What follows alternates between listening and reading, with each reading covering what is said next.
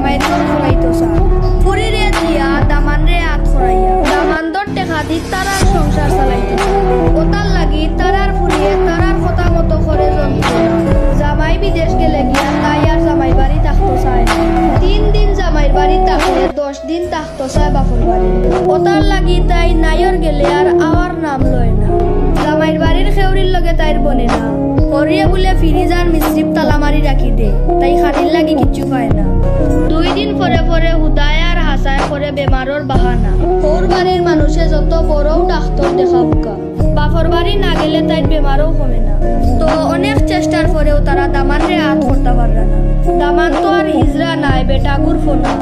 আর আমরার ফুরিরে আত্রা করে দিলাও কান তো আর মুখ ফুটিয়া কইতা পারল না